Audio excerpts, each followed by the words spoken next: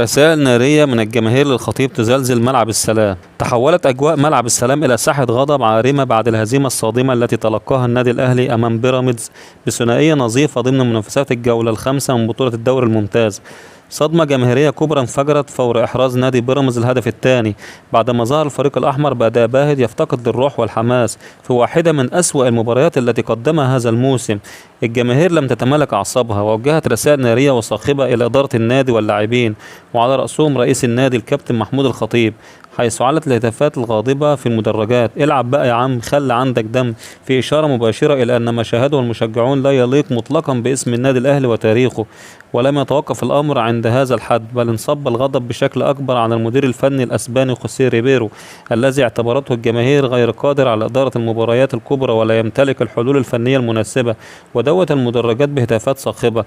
ريبيرو روح، ريبيرو روح، في تعبير واضح على نفاذ صبر الجماهير تجاه استمرار المدرب، خاصة بعد التغييرات الغريبة والاختيارات غير المفهومة التي أجراها خلال المباراة. الأهلي بدأ خارج الخدمة تماما منذ الدقيقة الأولى، حيث تلقى هدفا مبكرا أربك حساباته، ولم يتمكن اللاعبون من العودة إلى أجواء اللقاء ليظهروا جميعا دون استثناء بمستوى غير منطقي ولا واقعي، وهو ما زاد من حدة الغضب الجماهيري التي اعتبر أن الأداء يفتقد للروح القتالية التي طالما عرفت عن الفريق. النتيجة وضعت الأهلي في موقف صعب مبكرا من بطولة الدوري، وأشعلت الجدل حول مستقبل ريفيرو مع الفريق في وقت تنتظر فيه الجماهير تحركا عاجلا من إدارة النادي بقيادة محمود الخطيب لإنقاذ الموقف وإعادة الانضباط والروح التي تطالب بها المدرجات.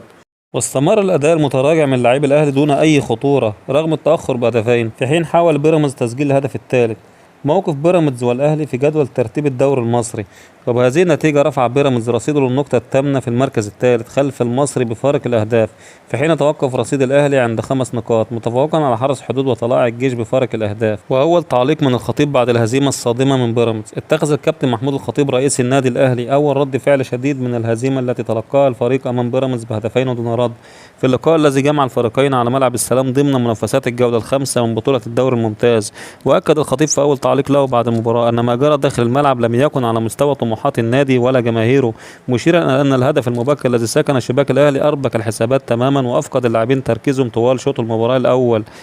وطلب رئيس النادي بتقرير فني عاجل من الجهاز الفني بقيادة الأسباني خوسيه ريبيرو يتضمن توضيحا كاملا لأسباب الهزيمة سواء من الناحية الفنية أو البدنية أو حتى الذهنية، مشددا على ضرورة الوقوف على كل التفاصيل لتصحيح الأخطاء سريعا قبل الدخول في المباريات المقبلة.